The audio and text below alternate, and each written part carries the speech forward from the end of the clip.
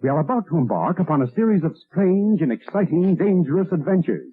Adventures that will lead us to all parts of the world. Hello and welcome to another Bad Comic Review. This time we are looking at Batman issue 135, which is legacy number 900. So it's an oversized issue with a lot happening. This is also the conclusion of the Batman of Gotham, written by Zdarsky, pencils by Mike Hawthorne, Jorge Jimenez, and Mikel Janin, colors by Adriano de Benedetto, Jorge Jimenez, and Mikel Janin, inks by Adriano de Benedetto, Jorge Jimenez, and Mikel Janin, colors by Tomeu Morey and Romulo Fajardo Jr., letters by Clayton, Cowles, cover by Jorge Jimenez. Cover's actually really good, still the stupid action lines and it looks like a crappy manga, but it's at least dynamic and adventurous and does relate to what's going on in the book. So Red Mask unleashed these flying Batmen, which are very similar to Kirk Langstrom's Man-Bat. Bruce Wayne, however, is dealing with the loss of a limb, and Alfred decides to open the doors to try and help people out that are outside trying to avoid the toxic mist. We learned what Red Mask is really doing is channeling multiversal energies, trying to become the Joker, and instead we learn that he is in fact just creating them. So he decides to go jumping through the multiverse, and Batman goes after him. He has to have a little heart-to-heart with Alfred and have some touching moments there and deal with Catwoman, etc. So he jumps through the multiverse and we see him encounter very briefly several different versions of himself, including the 1989 Michael Keaton Batman, the Vampire Joker, and of course glimpses of like 1960s and Gotham by Gaslight, the animated series, etc. But mainly the big ones are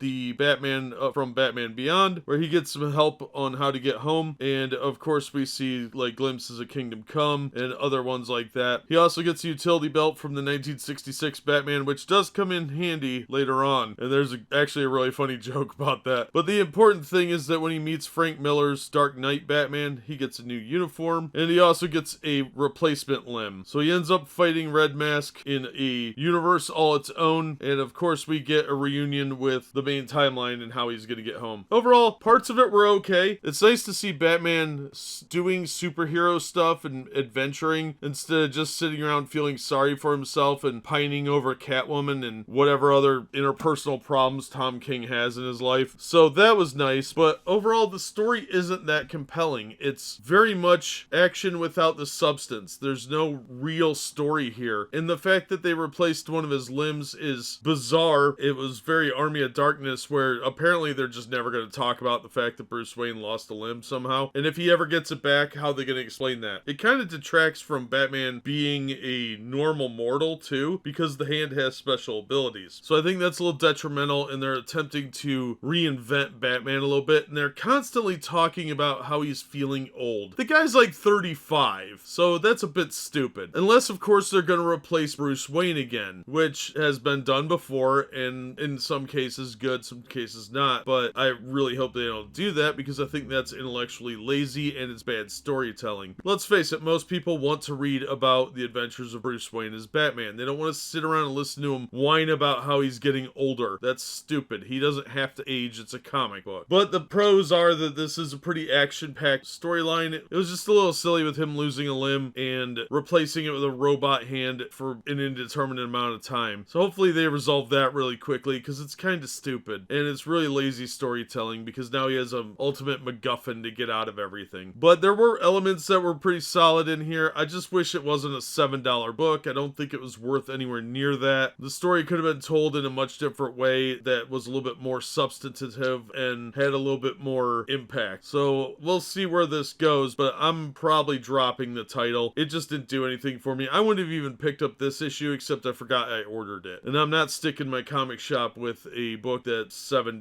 that I ordered, even though I really didn't like most of the storyline. This issue is easily the best one in the storyline. So unfortunately, I'm not going to recommend this unless you get it out of a bargain bin for a couple of bucks. I don't think it's that compelling. I think if there were too many negatives that are not justifying the cost, and the positives are few and far between. The art's not bad though, except for the usual manga anime influences that I hate. The art's actually pretty solid through most of the book, and you can tell they're trying to copy other styles as well to match the areas.